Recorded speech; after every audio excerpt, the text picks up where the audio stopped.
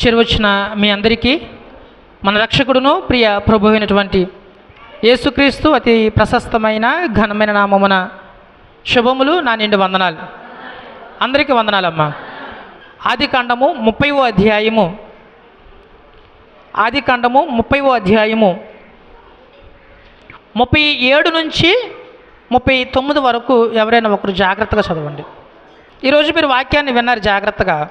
ఇక్కడ మీకు ఒక చెట్టు కనపడుతూ ఉంది. ఏమిటి ఆ చెట్టు? విన్నారు ఎప్పుడైనా? చూసారా? వింటమే లేదు, ఇంకా చూడటం ఎలా ఉంటుంది మీకు తెలుసు, కానీ మరలా ఒక్కసారి జ్ఞాపకం చేయాలని నేను ఆశపడతా ఉన్నా. ఇది ఎవరి కాలంలో అంటే యాకోబు కాలంలో.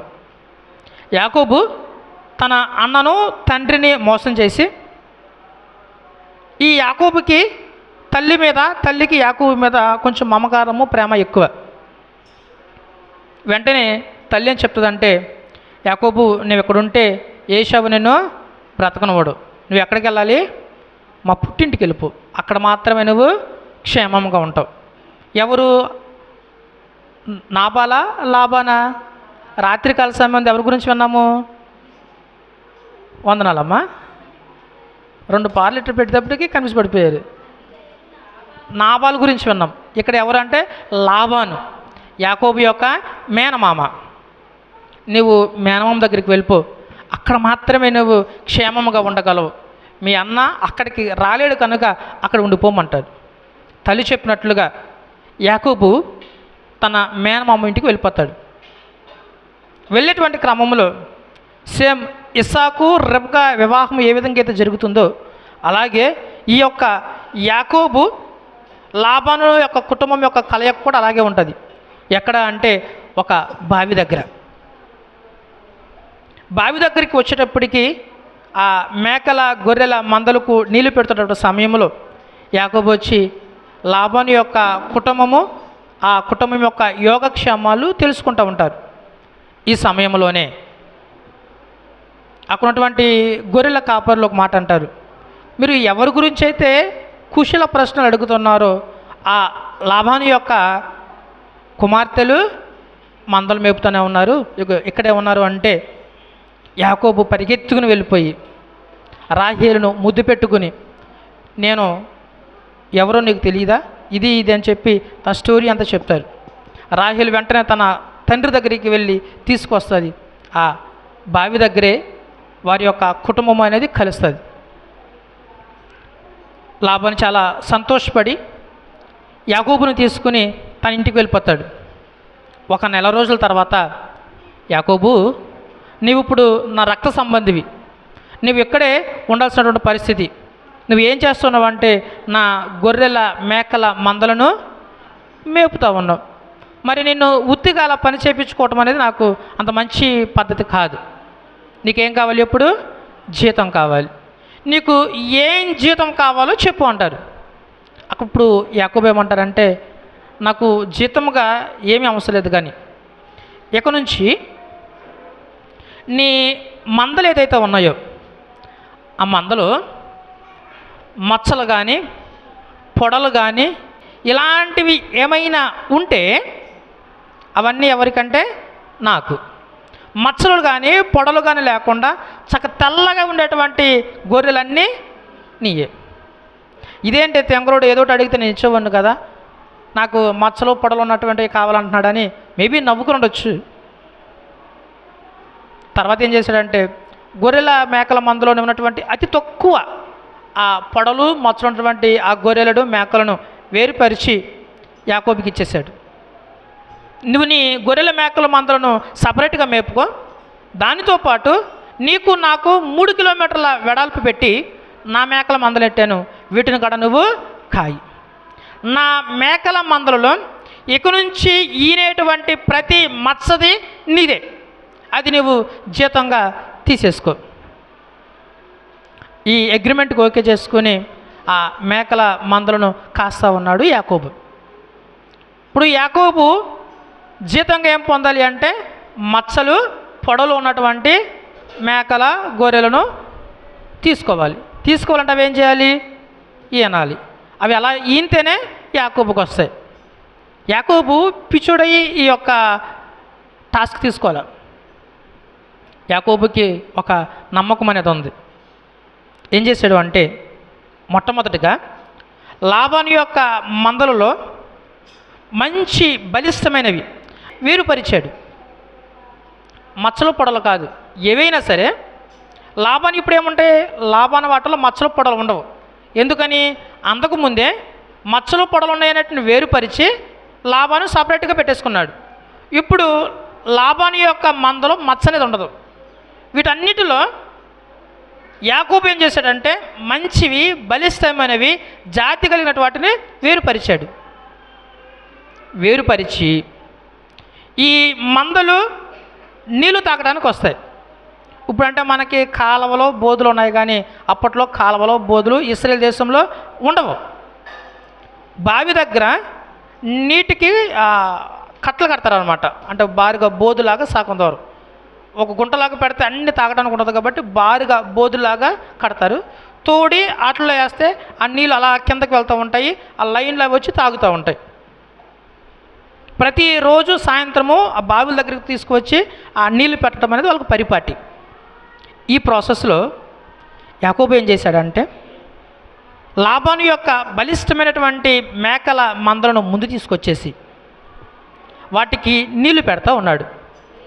నీళ్లు పెట్టేటువంటి ఈ క్రమంలో యాకోబు ఒక చక్కటి పని చేశాడు. ఏమిటి ఆ పని అంటే, చీనారు జంగిసాల చెట్టు యొక్క చువ్వలు తీసుకున్నాడు.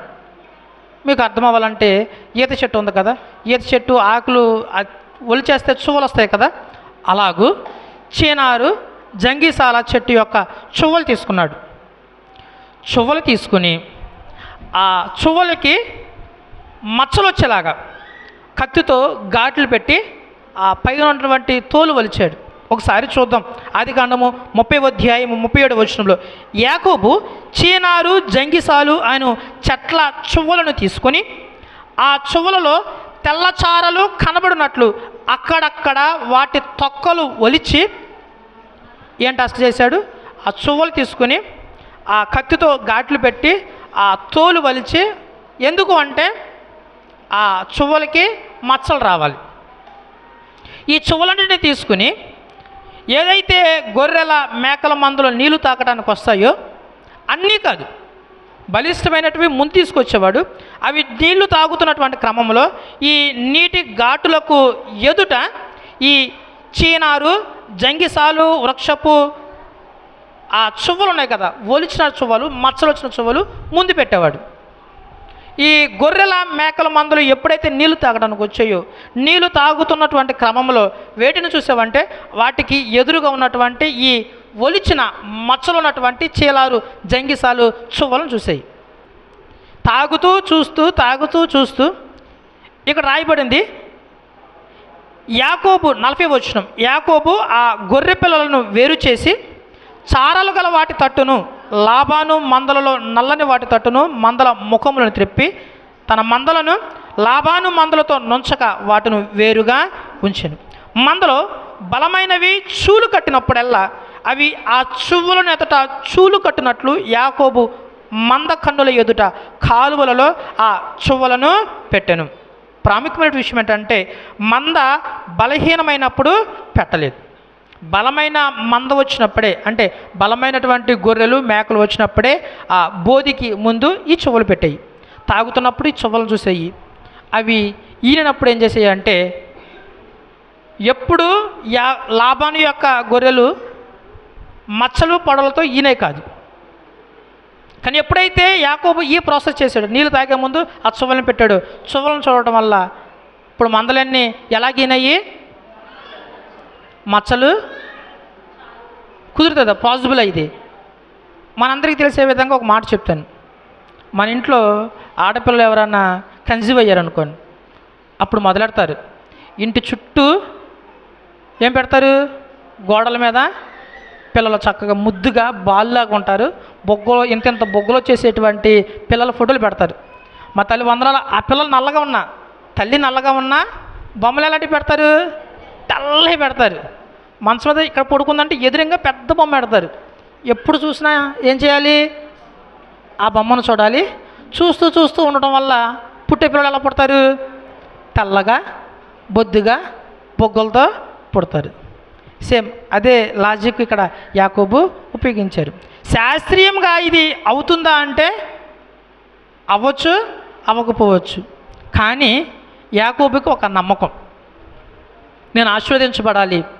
ఎలాగో ఆశీర్వదించబడాలంటే నా దేవుని యొక్క కృపను బట్టి, నా యొక్క జ్ఞానం బట్టి, నా యొక్క కష్టాన్ని బట్టి, ఈ మూడింటి కలయికతో నేను ఆశీర్వదించబడాలి. నేను ఉత్తగా నా మేనమామను అడగట్లా, నేను కష్టపడుతూ ఉన్నాను, నాకు తగినంత నాలెడ్జ్తో నా మందను బలపరుచుకుంటూ ఉన్నాను. ఎప్పుడైతే నమ్మకముతో, విశ్వాసముతో ఆ పని చేశాడు, ఈయనతున్నటువంటి ప్రతిదీ పొడలు మచ్చలతోనే ఎంత ఉంది. ప్రజలు హల్లెలూయా, హల్లెలూయా. యేసు ప్రభు వారు స్వస్థపరిచేటువంటి ఈ క్రమంలో ఎప్పుడు ఒక మాట అంటారు, నీ విశ్వాసమే నిన్ను స్వస్థపరుస్తుంది. నువ్వు ఏ పని చేసినా నువ్వు కష్టపడాలి, కష్టపడకుండా నాకు వచ్చేయాలి, ఎలతలత లారీలోంచి ఒక కట్ట నాకు వదిలేసేయాలి, ఇది కాదు నమ్మకం అంటే. యాకోబు ఏం చేశాడు? కష్టపడ్డాడు, తన తెలివిని ఉపయోగించాడు. మూడవది నమ్మకం ఉంచాడు. ఏదో విధంగా పని చేద్దాము, దేవుని మీద భారం వేద్దాము. ఈయన ఎన్ని చక్కగా పొడలు మచ్చలు. లాబానికి డౌట్ వచ్చింది. లాబాని యొక్క కొడుకులు అనుకుంటా ఉంటున్నారు, మన గొర్రెల మేకల మందతో ఎవరు ఆశీర్వదించబడుతున్నారు? యాకోబు ఆశీర్వదించ. మనకు పుట్టే పిల్లలన్నీనేమో బలహీనమని పుడతా ఉన్నాయి. ఎందుకని ముందే బలమైనటువంటి పుష్టికలటువంటి గొర్రెల మేకల మందకే ఈ టాస్క్ పెడతా ఉన్నాడు. బలహీనమని అని వదిలేస్తూ ఉన్నాడు. సో బలహీనమని అని ఈనప్పుడేమో మంచిగానే వెళ్తున్నాయి, బలమైన ఈనప్పుడు మాత్రమే పొడలు మచ్చలు వచ్చినట్టు. అంటే బలమైన అన్నీ మచ్చలతో వస్తూ ఉన్నాయి, ఆ మచ్చలన్నీ యాకోబుకి వచ్చేస్తూ ఉన్నాయి. చివరికి లబాను కన్నా యాకోబు మిక్కిలి బహు ఆశీర్వాదకరంగా అయ్యాడు. ప్రజలు హల్లెలూయా, హల్లెలూయా, హల్లెలూయా. ఈ చినారు జంగిసాల చెట్టు చువ్వలు ప్రియ తల్లి, ప్రియ సంగమ, దేనికి సాదృశ్యంగా ఉంది అంటే యేసుక్రీస్తు ప్రభువారికి సాదృశ్యంగా ఉంది. నీ నా పాపముల నుంచి రక్షణ ఇవ్వటానికి, నీ యొక్క పాపము నుంచి విమోచన కలిగించడానికి, శారీరకంగాను ఆధ్యాత్మికంగాను నిన్ను బలపరచడానికి దేవుడు నీ కొరకు ఏమైపోయాడో తెలుసా? ఆ చువ్వలు ఏ విధంగా అయితే మచ్చలు వచ్చే విధంగా ఆ చువ్వలను నరికి కత్తితో ఘాటులు పెట్టి పై చర్మము ఒలిచి ఎదురుగా మేకల మందలకి ఎదురుగా అలా పరచబడ్డాయి. ప్రియ తల్లి, ఆ గొల్గొతా కొండపైన సిలువ పైన యేసు ప్రభు వారు కూడా మనందరి పాపముల కొరకు చువ్వలు ఏ విధంగా అయితే వలచబడ్డాయో ఆయన దేహము కూడా అంతకన్నా ఘోరాతి ఘోరముగా వలచబడింది. అందుకే పౌలు గారు ఒక మాట అంటారు, ఆయన చేసిన బలియాగం వల్లనే నీకు నాకు మనందరికీ గొప్ప రక్షణ, పాప విమోచన క్రయధనముగా తన ఆఖరి చివరి రక్తపు బొట్టును ఆయన చిందించి ఉన్నాడు. ఆయన చిందించకపోతే మన పాపములకు విడుదల ఉండేది కాదు. అక్కడ చువ్వల చర్మము వలచకుండా అలా పెట్టకపోతే అన్నీ ఎలాగ ఉండేవి అంటే చక్కగానే ఉండయి, ఏ మచ్చ పొడ లేకుండా మంచిగానే ఉండయి. యాకోబు నమ్మాడు, గొర్రెల మేకల మంద కోసం బలమైనవి తీసుకొచ్చి ఒక టాస్క్ చేశాడు, కష్టపడ్డాడు, నమ్మాడు, శ్రమ చేశాడు. ఫలితముగా లబాను కన్నా మిక్కిలి విస్తారముగా యాకోబు యొక్క మందలు ఆశీర్వదించబడ్డాయి. ప్రియ తల్లి, ప్రియ సంగమ, నీవు కూడా ఆశీర్వదించబడాలంటే ఈ మధ్యాహ్న కాల సమయంలో ఎవరి వైపు చూడాలి?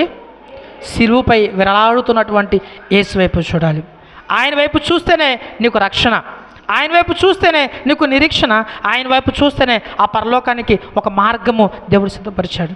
ఆ మార్గంలోనికి నీవు వెళ్ళాలి అంటే, ఆయన యొక్క కుడి పార్శ్వమున నువ్వు కూర్చోవాలంటే, నీ యొక్క పాపములకు విమోచన కలగాలి అంటే కేవలం ఎటువైపు చూసినా, ఎక్కడికి వెళ్ళినా, ఏం చేసినా ఉపయోగం ఉండదు. కానీ కేవలం ఆయన సిలువ వైపు చూస్తే మాత్రమే నీ యొక్క పాపమునకు విడుదల, రక్షణ, ఆరోగ్యము, స్వస్థత అన్నీ కలుగుతాయి.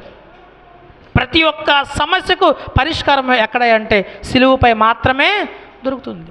నశించే వారికి అది వెరితనమే, కానీ మనందరికీ అది గొప్ప సత్య సువార్త, ఒక బలమైన వాక్యం అది. ఎవరైతే ఈ వాక్యాన్ని నమ్ముతారో, ఎవరైతే ఆయన నా పాపముల కొరకు సిలువలో మరణించాడు, తిరిగి పునరుద్ధానుడై మూడో దినాన లేచాడు అని ఎవరు నమ్ముతారో వాళ్ళకు మాత్రమే రక్షణ.